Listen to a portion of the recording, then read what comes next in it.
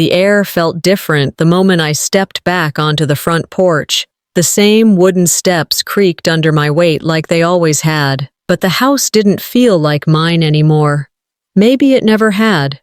I hadn't been home in almost a year. Work had taken over, at least that's what I told people.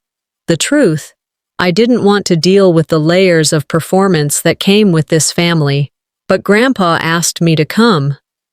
That was the only reason I rang the doorbell instead of driving past like I'd planned. Delphine, my mother, answered the door with that polished smile she saves for church and funerals. "Rose, sweetie, look at you," she sang, already turning toward the kitchen. She didn't wait for a hug. My father, Orville, looked up from the couch, nodded once, then returned to the news on the TV like nothing had shifted. "You make it in before traffic?" he asked, not turning his head. "Barely," I said, dropping my bag near the hallway. "The 99 was a mess," he grunted. That was the welcome.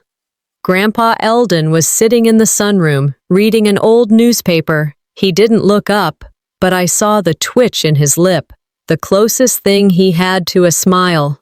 Dinner that night was a scene. Delphine lit candles, plated roast chicken like she was auditioning for a lifestyle blog. Malis, my older sister, showed up with her husband just in time for wine. No one mentioned why I'd come, not until Orville clinked his glass. "Well," he said, clearing his throat, "just wanted to share some good news. Dad decided to go ahead and transfer the full sale amount from the ranch, all $1.4 million, done and dusted." Applause. Toasts. Delphine beamed like she'd won a lottery. "To family, to legacy, and to responsibility," she said, lifting her glass. I blinked. "Wait, already?" "Yep," Orville replied, proud. "No red tape, just trust." "No contract?" I asked. "It's family," Delphine chimed. "That's stronger than any contract, right?" I didn't answer. Across the table, Grandpa's hands tightened around his glass. He said nothing, but later that night, I brought him tea out on the porch. "You okay?" I asked. He didn't answer right away.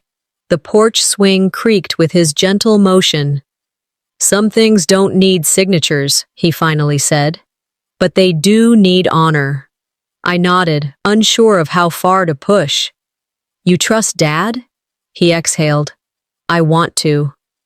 That night, I sat up in the guest room, listening to the clock tick louder than it ever had. The walls here knew secrets I hadn't heard yet. The next morning, as I made coffee in the kitchen, I heard Delphine's voice from the living room. She was on the phone. "He's here now. We'll keep it smooth. He won't question a thing," she said. My hand tightened around the mug handle. When I walked in, she looked up, overly cheery. "Oh, honey, good morning. Want toast?" I stared for a second. "Mom, what did you mean just now? Who won't question what?" Her smile didn't falter. "Ro, you're always overthinking. You've always been too sensitive, sweetheart." I didn't say anything, just nodded, went back to my room, and opened a fresh journal page. First entry. They're planning something. He gave them everything, and now they're settling in like nothing's owed. Later that afternoon, Orville pulled into the driveway with a shiny new truck. It gleamed under the winter sun. He stepped out proudly, patting the hood. "Built like my dad used to be," he joked to Malis, who laughed. Meanwhile, Grandpa Eldon limped out of the house with a grocery bag. Nobody offered to help. He passed the truck without looking at it. I watched from the window, my hands clenched into fists. That Friday, Malis came by again.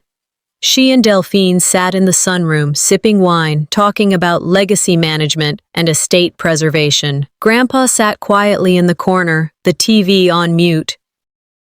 When he stood up to leave, Delphine waited till he turned the corner, then reached for the Febreze and sprayed the cushion where he'd sat. I didn't say anything, just stood there, frozen. That night, I returned to the sunroom after everyone had gone to bed. The scent of artificial lavender still lingered in the air. The couch still smelled like him, like a man who no longer had a seat in his own family. I heard the screen door slam before I saw it. The sound echoed through the hallway like something final, like someone making a decision they knew they couldn't walk back. I pulled back the curtain slightly, heart already in my throat. Grandpa was standing outside in the rain, not on the steps, not under the porch roof, just out there, alone, holding a black trash bag. He wasn't wearing a coat. His shoulders hunched against the cold, soaked fabric, clinging to him like he'd already been out there too long. The bag sagged in his hand, stuffed with what looked like folded clothes and a framed picture I'd seen in his room once. No umbrella, no suitcase, no words. I flung open the door. "Grandpa?" Before I could step out, Orville appeared between us. He didn't even flinch as the rain misted through the open door. "It's done," he said flatly. "Don't interfere, Rowena." I stared at him. "You're putting him out." "Like this?" Delphine's voice chimed in from the hallway, cool and rehearsed. "We can't live in a hospital. He's deteriorating. It's affecting the house, the smell, the routine. He needs care we can't provide." "He's not trash," I snapped. "He's your father." Orville leaned against the doorframe, arms crossed. "Then take him. Let's see how long you last." My breath caught. I looked past him at Grandpa, who still hadn't moved. His eyes weren't pleading. They weren't angry. They were tired. But something inside them said he wasn't surprised. I pushed past my father and stepped into the rain. The cold hit like a slap. I grabbed the bag from Grandpa's hand. "Come on," I said, trying to steady my voice. "Let's go." He said nothing, just nodded once. I could feel Delphine watching from the window as we walked to my car. Every step through the wet gravel felt like a line drawn. Later that night, after I got him settled in the cheapest motel I could find that didn't ask too many questions, I sat in the dark flipping through my phone. A message popped up. "Vesna, my old neighbor." Just one line. "He was out there an hour before you noticed. I saw him through my blinds." I didn't respond. I couldn't. Instead, I looked over at Grandpa. He was sitting on the edge of the motel bed, staring at the wall like he was watching something I couldn't see. The trash bag sat by the door, still dripping slightly. We split a bag of pretzels from the vending machine. He didn't say much. "Don't make enemies with your own blood," he murmured finally. "Just get me through this winter." I stared at the dull carpeting, willing myself not to break. "No one gets to throw you out like that and get away with it." He didn't respond, just laid down in his coat and closed his eyes. He didn't even ask for a blanket. The trash bag stayed at his feet like it had a right to be there. I left around midnight, told him I'd be back with groceries and socks that didn't itch. He nodded, already half asleep. Driving home, I didn't make it halfway before pulling off to the side of the road. The rain had stopped, but the world still felt soaked. I leaned forward against the steering wheel and whispered to myself, "Pick your war." Then I reached for the notebook I kept in my glove box. I started writing everything I remembered, times, words, gestures. I even drew a floor plan of where everyone had been standing. It wasn't much, but it was a beginning. When I got back to the motel the next morning, I had a paper bag of soup and new socks. Grandpa was awake, sitting in the same spot, as if he hadn't moved all night. His eyes were red, but he tried to smile. I handed him the soup without a word. He took it with both hands, as if afraid he'd drop it. "Thank you," he said after a long pause, "for not turning away." I helped him sit up straighter, adjusting the pillows behind him. He reached for the spoon with trembling fingers, and it hit me. This wasn't the first time they'd cast him out. They'd just finally done it in the rain where everyone could see. It was the first time I realized he'd been thrown out long before the door ever opened. The smell of syrup and overbrewed coffee drifted through the open windows as I stepped onto the patio. Sunday brunch at my parents' house used to mean burnt toast and strained smiles. Now it looked like a spread straight out of a real estate ad: polished wood, perfectly plated eggs, and linen napkins folded into swans. I lingered near the door, not quite stepping in, catching a bit of conversation from the round table under the pergola. "Your father is a saint," someone said, a woman I didn't recognize, sipping mimosa like it was holy water. "Not many would give up their peace for a cranky old man." Everyone laughed, soft, approving. I felt my stomach twist. Delphine spotted me and waved a little too enthusiastically. "Ro, you made it. Come get a plate before it gets cold." I nodded, but didn't move. My eyes scanned the table, the familiar faces dressed in Sunday casual, not one of them blinking twice at the blatant lie floating in the air. Grandpa hadn't left. He was pushed, and the only one who saw it, truly saw it, was now standing on the edge of this curated charade, unsure how long she could bite her tongue. Vesna caught me just as I tried slipping back inside. She leaned in close, whispering low so no one else could hear. "I heard your mom yesterday at the grocery," she said. "She was telling Mrs. Albee that your grandfather insisted on leaving, said you all begged him to stay." My spine stiffened. "That's not what happened." "I know," Vesna said gently, "but that's the version they're handing out now." Later, I cornered Malis near the kitchen while she was rearranging fruit slices on a platter like she was being judged. "Is that what we're doing now?" I asked, "telling people he left by choice?" She barely looked up. "Ro, it's just easier this way, for everyone's sanity." "Easier for who?" She sighed. "Let it go. What does it even change now?" I didn't answer, but inside, something snapped. They didn't just push Grandpa out, they were rewriting him. That evening, I drove by the house again, though I hadn't planned to. I was dropping off a document for work and had no intention of stopping by. But I slowed as I passed the driveway and saw the new truck. Shiny, spotless, the kind with leather seats and a grille that belonged on a magazine cover. Orville stood beside it, showing it off to someone, probably a client, laughing like he'd earned every bolt. The front yard had changed too. New sod, solar panels gleaming on the roof. A porch swing hung near the entry, freshly painted. "Looks like the ranch sale did well," a neighbor murmured as she walked past me. I stepped out of the car and made my way toward the porch. Delphine met me at the door, already in hostess mode. "We finally get to enjoy something while we're still alive," she said, with a warm smile, gesturing at the porch swing. "Doesn't it just pull the house together?" I looked at it. "Did Grandpa get a say in that?" She blinked. "In what?" "In any of this." She waved a hand dismissively. "We gave him peace, Ro. That's more than most elders get these days." He was struggling. I didn't trust myself to answer. That night, I brought dinner back to the motel. Grandpa was folding shirts. Slowly, deliberately. No dresser, no drawers, just a chair in the corner where he stacked them. I watched him for a moment, unsure if I should interrupt.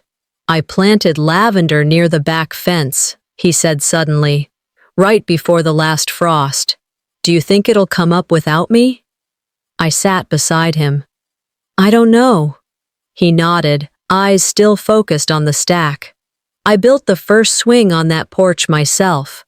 Took me all day. Nobody could sit on it without hearing the creak of the chain. That was the best part." I wanted to scream. Instead, I said nothing. Later that night, in the silence of my tiny apartment, I opened my laptop and started typing. Timeline. Receipts. Notes. Photos. Conversations. I remembered word for word. I created a folder and titled it, Winter Ledger, The Truth About January. Then I hit record and started talking. My voice was calm, steady. Maybe I can't undo what they've done, but I can tell it like it really happened. I uploaded everything into a cloud folder, just in case. Before bed, I checked the family Facebook page. There it was, a new post, a slideshow of the house, the renovations, the swing. Delphine had written, "This is for the man who gave us everything, and now rests peacefully back in Idaho." I stared at the screen, mouth slightly open. Eldon was sitting beside me, sipping cold coffee, wrapped in a motel blanket.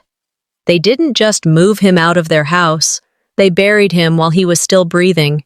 The heater in the motel clicked softly as I poured 2 styrofoam cups of coffee, the kind that tasted more like cardboard than caffeine. Grandpa sat by the window, folding socks with deliberate slowness, as if the weight of the cotton somehow grounded him. Outside, the street was wet from an overnight drizzle, and the neon vacancy sign blinked like a tired eye. He hadn't said much in days. "You didn't have to fold those again," I said, trying to sound light. "They were fine yesterday." He glanced at me, but didn't stop. "Just need to do something with my hands." There was an argument coming from the next room, a couple yelling about bills and missed calls. The walls here were thin, but not thinner than the dignity Grandpa was trying to patch together. "This ain't a home," he said quietly, still folding. "But it's not hostile, and that matters more than most people understand." I didn't reply. I just handed him his coffee and sat down across from him, pretending like my stomach wasn't tightening into a knot. Later that morning, I drove to the diner down the street and brought back eggs, toast, and some jelly packets. He sat at the motel table, pushing the toast around like it had offended him. "Do you think I deserved this?" he asked, without looking up. I froze. The question hung in the air like a bad smell. My voice caught. "What do you mean?" "All of it. Getting put out like garbage. Being here, like this." I opened my mouth, then closed it. What do you say to a man who built his life from dust, raised children, worked until his joints gave out, and still ended up in a room that smelled like mildew?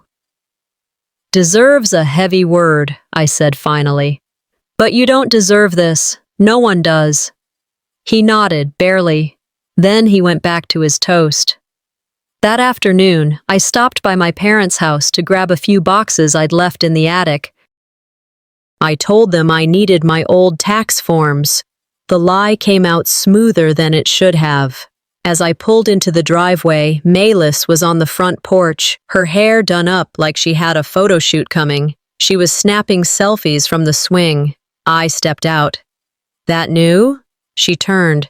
"Isn't it cute? We had it installed last week." I stared at it. "Grandpa built the original one when I was 10, right here." She smiled like it meant nothing. "That was his gift. Now it's ours." Delphine came out carrying a tray of lemonade like she was hosting a garden party. "You're lucky he's resting now," she said casually. "Not everyone gets to go out with dignity. We let him go gracefully." My jaw clenched. Grace isn't a shove with a trash bag. Neither of them responded. Mayless resumed posing. Delphine walked past me like I'd said nothing at all. I slipped upstairs while they were still outside. Grandpa's old room had been transformed. New throw pillows, a repainted wall, a ceramic bowl of potpourri where his cane used to lean against the window, like he never existed. I snapped a photo. Then I walked out without saying goodbye. Driving back to the motel, I turned the radio down and let my thoughts fill the silence. If I scream now, I told myself, no one will hear me. But if I wait and show them everything, maybe then they'll listen. I got back to the room just before sundown. Grandpa was reading an old farming manual he must have carried in the bottom of his bag. pages were worn, underlined with pencil from years ago. "You still remember all that?" I asked, dropping the grocery bags. He nodded. "Some of it. You were the only one who ever asked how the irrigation system worked." I smiled, but it didn't reach my eyes. He wasn't just flipping pages. He was reaching for parts of himself no one bothered to keep alive. I opened my laptop that night and created a new folder. Operation Remember Eldon. Inside, I uploaded the photos, the porch swing, the guest room, Melis's post about the lemonade party, my notes, audio clips. I was building something too, but mine wasn't made of wood. I looked at Grandpa from across the room, still lost in the diagrams of trenches and crop lines. I didn't realize until then, I wasn't just fighting for him. I was fighting to keep a piece of him alive. The bank was colder than usual, not because of the thermostat, but the way the teller paused when I slid the form across the counter. "I'm here to update Grandpa's mailing address," I said, trying to keep my voice steady. She clicked a few keys. Her smile faded. She said, glancing at her screen. "I'm sorry, ma'am, but Eldon Carver's name isn't listed on this account anymore." I blinked. "What do you mean? This is his account." She hesitated, then tilted the screen toward me. "It's now under Orville Carver only, full control." And there it was, right next to a familiar scrawl I knew by heart, Grandpa's signature. I left the bank with the printout clenched in my hand, my stomach twisting as I drove back to the motel. He had never mentioned signing anything, not once. And I had been with him nearly every day since he'd moved in with me. When I walked into room 7B, he was watching an old Western, the volume low. I sat on the edge of the other bed and handed him the printout. "What's this?" he asked, squinting. I pointed to the signature. "When did you sign this?" He squinted harder, then leaned back, rubbing his forehead. "Your father said it was just to make the bills easier to manage. Said it'd save time at the pharmacy. It was supposed to be temporary." My voice caught, but I forced it steady. "You gave him full control, Grandpa." He didn't say anything, just stared down at the paper like it had betrayed him too. "That signature looks like consent," I muttered. "But it smells like coercion." He blinked, then slowly turned off the TV. A few days later, Orville's 62nd birthday rolled around. I didn't plan to watch the live stream, but the link landed in my inbox. A gift from Melis, probably, or maybe Delphine trying to rub salt in the wound she claimed didn't exist. I sat at the motel's tiny table, my laptop propped on a stack of paper towels. Grandpa was nearby, flipping through a seed catalog like he was shopping for dreams he knew he wouldn't plant. The screen loaded, streamers hung across the ceiling. A banner behind the kitchen island read, "To the man who made this all possible." Delphine stood beside a triple-tiered cake, raising a glass.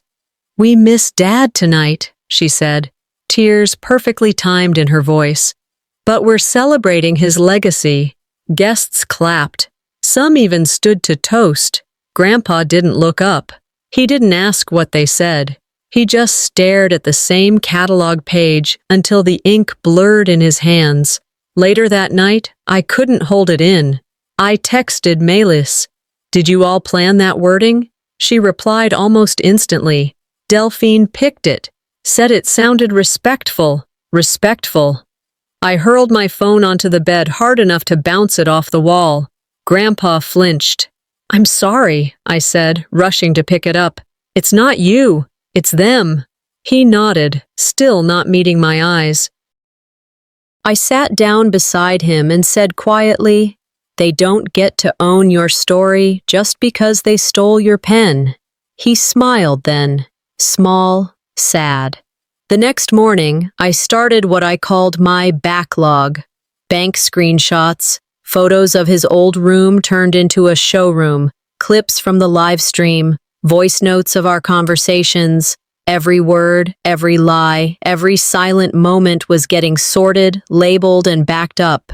I created folders with names like legacy theft, narrative rewrites, coercion paper trail. If they wanted a story, I'd write one they couldn't delete. That night, Grandpa was in the bathroom longer than usual. 10 minutes passed, then 15. I knocked. "Grandpa?" The door creaked open. He stood there, pale, hand gripping the frame. "Maybe they're right," he said, voice rough. "Maybe I should have just disappeared." I stepped forward, tears rising, but locked behind a dam I refused to break. "If you disappear," I said, "they win. If you stay, we fight." He nodded, not quite convinced, but willing to let me believe for both of us. That night, I decided to stop documenting and start defending. I hadn't planned on going back there, but I needed to pick up some tax paperwork my father still kept in a file cabinet, and Delphine had insisted she'd left it in the foyer. It was a paper-thin excuse, and we both knew it, but I played along. When I arrived, the front door was already open. I stepped into the smell of garlic and rosemary. Delphine was bustling around the kitchen like a contestant on a cooking show, wearing a pressed apron she probably hadn't touched in years. Orville stood by the island, sipping wine, laughing a little too loud at something Malis said. "Rowena," Delphine chirped, her smile polished and practiced. "You're just in time. Stay for dinner. One meal won't kill you." It felt like a trap. Everything was too perfect. The table was set for 6, even though no one else had been invited. Kindness felt like a costume in that house, one they only wore when it helped them sell the story. I sat for a moment, pretending to scroll through my phone while they carried on. I wasn't hungry. I wasn't welcome either. I was something between witness and threat. As I moved past the kitchen toward the hallway, I heard Orville's voice drop. "I told you we should have done this quietly from the start. She's snooping." Delphine didn't even lower hers. "Let her snoop. It's already done. By the time she figures it out, the money's moved twice." I stopped cold, halfway between the hallway and the den. My phone was already in my hand. I hit record without thinking. They kept talking, unaware. "She thinks the will can be contested," Orville said. "She has no idea how airtight we made it." My fingers tightened. My heart pounded so loud I was sure it would give me away. "You just gave me what I needed," I whispered to myself. I left not long after, saying I had work to do, which wasn't a lie. As I stepped out into the driveway, my phone buzzed. Malis. "Hey," she said lightly, "is Grandpa still at that? What did my son call it? Oh, right, the trash motel?" I stopped walking. "What?" she laughed. "He overheard Dad say it. Thought it was hilarious." I hung up without responding. Trash motel. So now Grandpa wasn't even a person, just punchline debris passed around like bad gossip at a potluck. By the time I reached the motel, it was nearly dark. Eldon was sitting in the same spot by the window, watching a rerun of a quiz show with the volume down. He didn't ask where I'd been. I didn't tell him. Instead, I opened my laptop, created a folder called For the Will Reading, and saved the audio file as Kitchen Doctrine MP3. It felt small, almost petty, but it was real. It was mine. It was his. Later that night, as I stood over the stove, boiling ramen in the motel's kitchenette, Grandpa finally spoke. "You're fighting a war no one declared out loud." I stirred the noodles slowly, keeping my voice even. "Then I'll win it in silence." He didn't smile, but his eyes softened. "You always were the stubborn one." I handed him a bowl and placed a fresh towel on his bed, refilled his tea. Neither of us said anything more that night. The next morning, I was brushing my teeth when I heard something slip under the door, a small white envelope. There was no name, no sender, just a folded piece of paper that read, Careful who you record. This family's been built on silence for a reason. I opened the door, stepped out barefoot onto the concrete balcony, scanning the parking lot. No one. But I wasn't afraid. If someone was watching me, they had no idea I'd already pressed record. Vesna's call came early Saturday morning. I was still in my pajamas, spooning instant oatmeal out of a paper cup when the phone buzzed. "They're filming something," she said. "At your parents' house." I paused. "Filming what?" "No idea. There's a truck, camera guys, lights. Delphine's wearing pearls at 8 a.m., if that tells you anything." I didn't hang up so much as I just stopped listening. Within 15 minutes, I was in my car, driving slow past the house. I didn't stop, just circled the block twice. They had staged everything like a Hallmark ad. The table on the patio was set with wine glasses and lemon wedges, despite it being too cold to sit outside. Orville stood next to Grandpa's old armchair, the one that used to creak when he leaned back in it, reciting lines to a camera as if he were auditioning for sainthood. "We've always believed in family first," I heard him say, his voice firm, expression solemn. Delphine dabbed a spot on the cushion with a linen cloth, pausing every few seconds to smile at the director, or whoever was directing this performance. Then came the final blow. A stand-in, some older man with a slight resemblance to Grandpa, sat in the chair and read pre-written lines in a soft, rehearsed tone. The script made it sound like Grandpa had been grateful for everything they'd done for him, like he had died content. My fingers gripped the steering wheel tighter. If they wanted to create fiction, fine, but I'd bring receipts. 2 days later, I walked into Delphine's kitchen without warning. She was arranging cheese on a platter for no reason other than she knew someone might drop by. "I saw the shoot," I said flatly. She didn't look up. "You don't understand PR, Ro. People don't want the messy version of care. They want warmth, simplicity, gratitude. They want the truth," I said. "No," she said, still slicing. "They want to feel good about what they see." That's different. I didn't argue. I didn't need to. The recording from my phone had every fake line, every misplaced smile. I turned and walked away, the tiny red light on my phone still blinking. That afternoon, Mayless texted to meet at a cafe near downtown. I agreed, mostly because I needed to look her in the eyes and see if anything was left of the sister I used to know. She ordered a turmeric latte. I got black coffee. Midway through our polite small talk, she leaned in and said, "I don't mean to sound harsh, but if he didn't leave you anything, why are you working so hard for him?"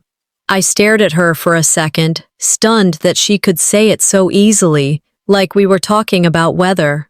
"Because I wasn't raised to be grateful only when there's something in it for me," I said, my voice calm. Too calm. She shifted, clearly uncomfortable, but I didn't offer her an out. That night, I went back to my motel and got to work. I edited together a split-screen clip. On one side, their shiny, pre-recorded PR video. On the other, clips I had filmed of Grandpa, folding socks, sitting quietly at the window, whispering that he just wanted peace. I didn't watermark it, didn't put my name on it. I uploaded it anonymously and shared it on 2 local community forums. The title was simple, "Who's Really Caring for Eldon?" The view count ticked slowly, but I didn't care. I wasn't chasing likes. I just needed one crack in their carefully polished mask. By midnight, someone had shared it to a local watchdog Facebook page. Comments started pouring in. People from church, from the neighborhood, strangers. At 2:13 a.m., I received an email from an anonymous sender. Subject, "Take it down." Body, "Or the next leak won't be yours to control." I stared at the screen. My hand trembled, but my lips curved into a smile. They didn't know. I already backed everything up 3 different ways. It had been a long day, and the laundromat was nearly empty. Just me, 2 humming machines, and the smell of too much detergent. I pulled Grandpa's coat from the dryer, the only one thick enough for this lingering cold, and gave it a shake before folding. That's when it slipped out. A small envelope, yellowed at the edges, fluttered to the tile floor. On the front, written in his unmistakable, shaky handwriting, "For when I'm not around to answer anymore." My throat tightened. I knelt, picked it up, and stared at it like it might vanish if I blinked. Back at the motel, I waited until Grandpa was asleep before I opened it. Inside was a folded letter, handwritten, no date. Just words that felt like his last will, though not a legal one. "If you found this, it means I never got to say goodbye right," it began. Each line was steady, but carried the weight of someone writing through tremors. "You're the only one who didn't look away. You never tried to make me disappear." I stopped, eyes burning. My fingers trembled as I turned to the next line. "If they erase me, let this be my outline." He wrote about how he knew what they were doing, the subtle distancing, the quiet stripping away of dignity. He didn't ask me to fix it. He didn't even sound angry. He just didn't want to be forgotten. I scanned the letter, saved it as Eldon Final Will Intent, .df, and stored it in the folder alongside every video, every receipt, every whispered betrayal I had documented for weeks. 2 days later, Vesna knocked at my door. She was holding her phone. "I thought you should see this," she said. The screen showed a picture. A birthday cake, frosting not yet piped, the candles still in a plastic wrapper. It was the cake I'd ordered for Grandpa's birthday, delivered to my parents' house by mistake. "She tossed it," Vesna whispered. "Didn't even open the box. Straight to the bin." The timestamp hit me in the gut.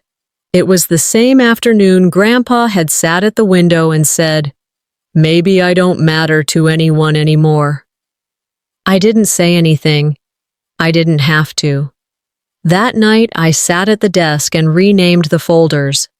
Kitchen Doctrine, Legacy Theft, The Birthday Deletion, Letter from the Dead, Living.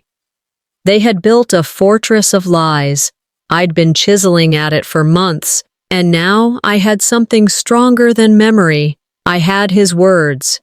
Then the email came. Subject line, "Regarding Eldon's will, please read carefully."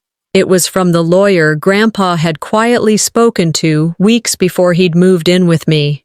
"Your grandfather met with me 6 weeks ago," the body read. "What he told me changed everything." There was an attachment, a video file named Eldon's Statement. Muv. I stared at the screen for a long time, fingers hovering over the trackpad. The preview image showed Grandpa sitting in front of a blank wall, eyes locked on the camera. No smile, just stillness. Resolve. I waited, as if the file might speak without being played. My breath shallow, I finally clicked. And when I clicked play, it wasn't just a video. It was the first nail in their coffin. The office was quiet, not the sterile kind of quiet you find in hospitals, but the weighted silence of paperwork that had power behind it. The kind of silence that could change the shape of a family. I sat across from Eldon's lawyer in a small room with one window and 2 wills on the table.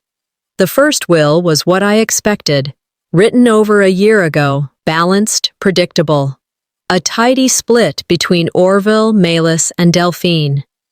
The second was dated just 3 months before Grandpa passed. The lawyer slid it toward me, then unfolded a handwritten note attached to the newer document. He asked me to keep this sealed unless things went exactly how he feared, the lawyer said, pushing it gently in my direction. I picked it up. "A man changes his mind when his family changes their heart," it read. "I built houses for them, not knowing they'd never build space for me." The revised will left everything to me, every dollar, every remaining acre, every right to his name. The lawyer looked me in the eye. He said if no one visited him for 30 days, the old will should be considered void. Only you came. Later that afternoon, I drove to the hospital and asked for Eldon's visitation logs. The receptionist hesitated, but something in my expression must have given her reason to stop questioning. She pulled the paper, scanned down the list, then slid it across the counter to me. Only one name appeared. Mine. He waited at the window most days, she said softly. Always around 3 o'clock.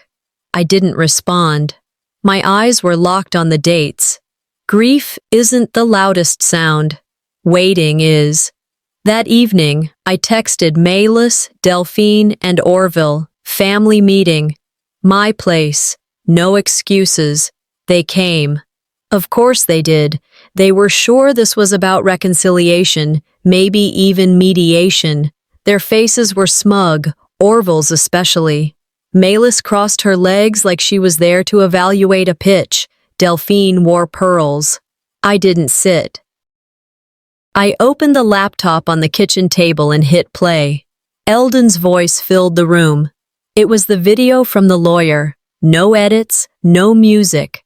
Just him, sitting straight, looking straight into the lens. If you're watching this, then they already tried to spin my story. He took a breath. I built houses for everyone, but no one built a place for me. I was always the one who stayed. But when I needed a place to be, I became an inconvenience. He looked down for a second. Then, eyes back to the camera, he said, "Everything I've left to the one who stayed when I had nothing left to give." I paused the video. Silence. Delphine opened her mouth. "You don't get to rewrite his ending," I said, firm. Orville shifted, jaw tightening. Mayless looked away first. After they left, 2 of them red-faced, 1 silent, I opened my laptop again. I uploaded both wills, the visitation logs, and the video statement to the private group chat of Eldon's church community. Captioned it simply, "When someone gives you everything and you give them nothing, the rest of us get to know." It took hours, but the comments came. People I hadn't seen since high school, church folks, neighbors, strangers, some in disbelief, others ashamed. One message stood out. "He was always the quiet one. I'm so sorry we didn't notice." Orville's silence became stone, cold, heavy, and louder than any scream. The next day, I visited Eldon's hospital room. It was already cleaned out, fresh linens stacked on the bed. I sat in the same chair he used to sit in, staring at the same window he waited by. This was the room he waited in for them. It became the room I stood up in for him. Just as I stepped outside, my phone buzzed. A call from the lawyer. "They've filed a challenge against the new will," he said. I didn't flinch. Let them fight over paper. I've already inherited the truth. The envelope was thicker than usual, yellow, creased at the edges, and stamped with the seal of the county probate court. I didn't need to open it to know what it meant. Still, I unfolded the letter carefully, reading each line without blinking. My family had officially contested the will. I called the lawyer before finishing the second paragraph. "They're using the same story they told him when they took the money," he said. "Now they're flipping it, claiming Eldon wasn't of sound mind. And Mayless, she signed an affidavit to support it." "Of course she did," I muttered. "She's always been good at following instructions, especially when there's something in it for her." The lawyer sighed. "We'll need to prepare for court." 3 days later, I walked into the reading room. Mahogany shelves, leather chairs, and a scent of dust and slow war. Orville sat stiff in a tailored blazer that couldn't hide his arrogance. Mayless adjusted her scarf like it was part of a costume. Delphine gave me a thin smile the moment I entered. "I hope you're not planning a scene," she said in a whisper that felt more like a slap. "That would be beneath even you." I didn't respond. The lawyer cleared his throat and stood. "Before we proceed," he said, "the court has permitted us to present a final statement recorded by Mr. Eldon Carver." Delphine's expression flickered, just once. The screen lit up. Grandpa sat in a simple chair, plaid shirt buttoned all the way up, eyes locked on the camera. No script, no filter. "If you're hearing this," he began, "it means I've gone. And if they're questioning my mind now, remember, they questioned my presence long before." He leaned forward slightly. "I built houses for each of them, not just the structures, the foundations, the roofs, the safety. But when I needed shelter, I became a burden. When I needed kindness, I became a transaction." He paused. "I leave everything to Rowena. Because when I was treated like garbage, she picked me up. And because she never needed a will to remember who I was." I didn't move as the video ended. The silence in the room was tighter than any noose. Delphine's lips parted, but I didn't let her speak. "No," I said. "You've done enough rewriting. You don't get to narrate the ending." After that, everything happened quickly. Someone, probably a clerk, leaked the video online. It landed in a local Facebook group first, then spiraled into community circles and church groups. Within hours, the comment sections lit up. "This is what love looks like." Hard to believe people like this exist. Heartbreaking and inspiring. By the next morning, I heard that calls had started coming into Orville's office. Clients, vendors, even his accountant, asking questions, demanding answers. Silence wasn't protecting them anymore. It was devouring them. I stayed quiet. Not a post, not a comment, not even a response to the dozens of messages in my inbox.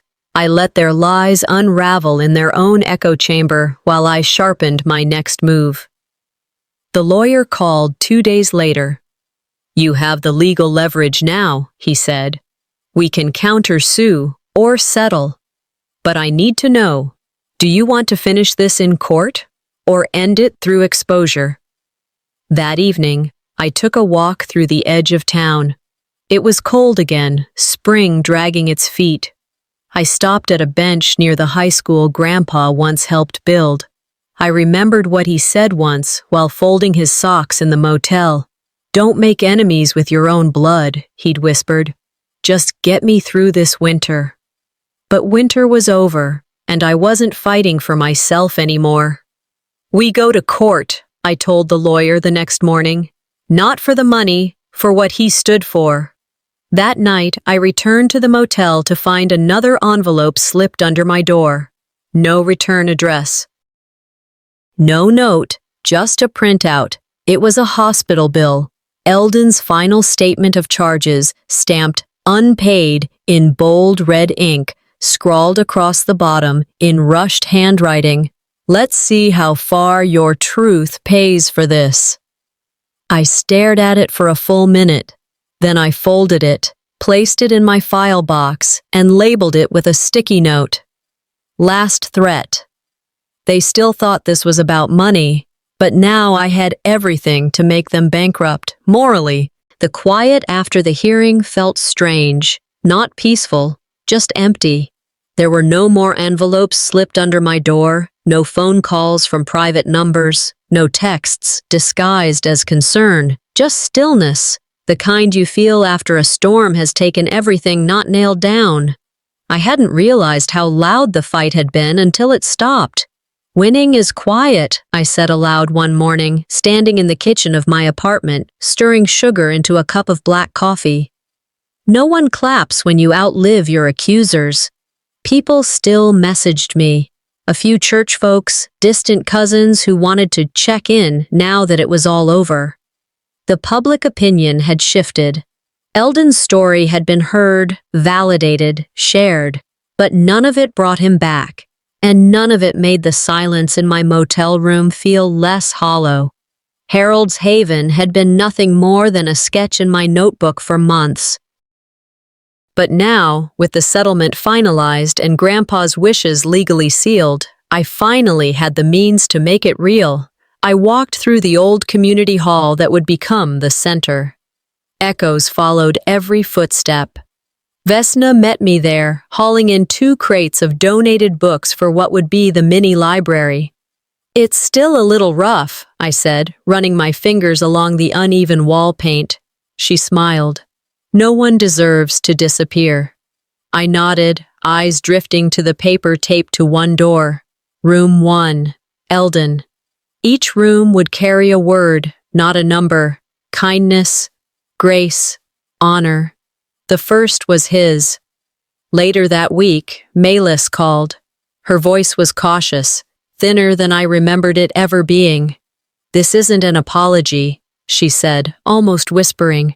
"Just, I hope you're okay." "I don't need you to be sorry," I replied. "Just don't lie if someone asks what happened." There was a pause, a deep, painful pause. Then the line went quiet. It wasn't a reconciliation. But it was something, a small truce in a long, cold war. Back at Harold's Haven, I unpacked a frame I hadn't opened since we cleaned out Grandpa's things. It was a photo of him at the ranch, years younger, hammering a fence post into the earth, sun in his hair, hands rough but steady. I hung it above my new desk. Below it, I stuck a yellow post-it note.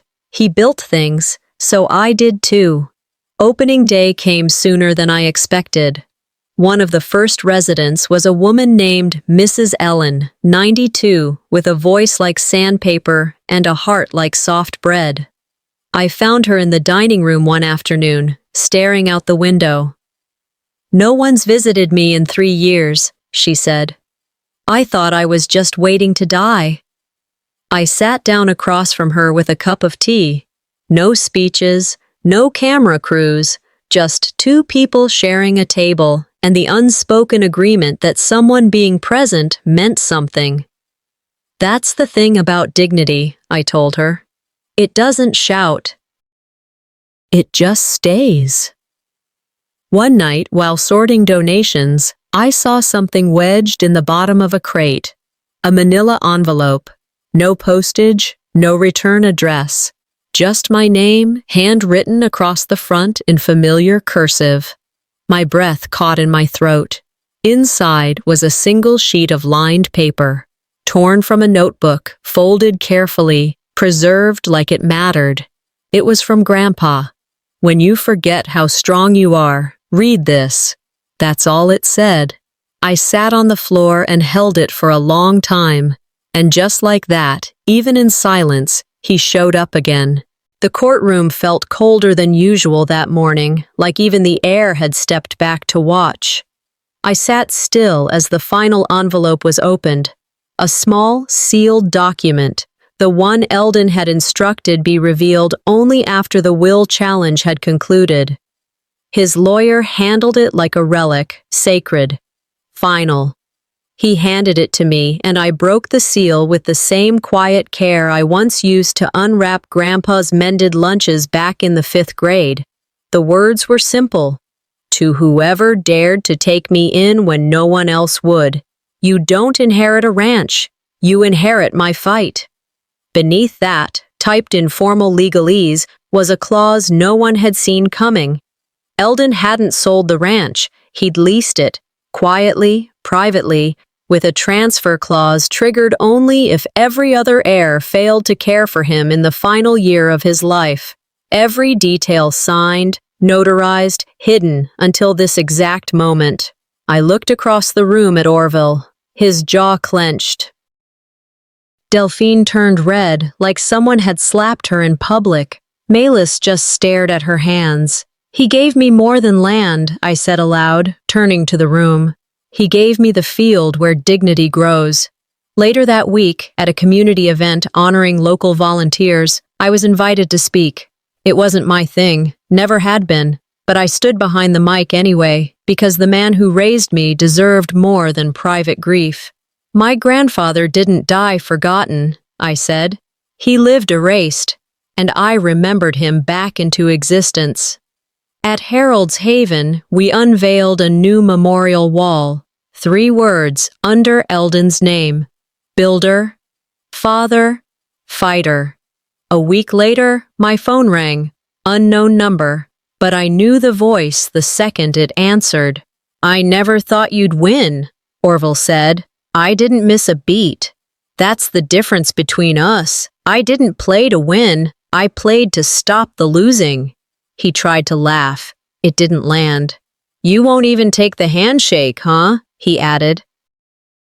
"No," I said. "I already have what matters. You can keep the performance." I hung up, not out of spite, but because I didn't need to carry the weight of trying anymore. That Sunday, I drove out to the ranch. The grass had grown wild along the fence line, but the bones were still there. The barn, the porch, the swing. I stood by the swing and let the wind push it gently. I didn't cry. "I don't need to live here," I whispered. "I just needed them to know I could." The next day, I signed over the land to a nonprofit that provides housing and dignity to elderly veterans. The only condition, the name stays: Eldon's Acre, a place built not on revenge, but repair. That evening, I returned to Harold's Haven. One of our residents handed me a letter from her granddaughter, a bright orange crayon drawing of a smiling man on a swing, and a note that said, "Thank you for helping my grandpa feel like a person again." I sat in the garden, letter in hand, thinking about how far the fire had traveled. Sometimes you win by proving them wrong, but the real win is showing up when no one else will. I didn't inherit the money. I inherited the fire, and that's what built everything I have now.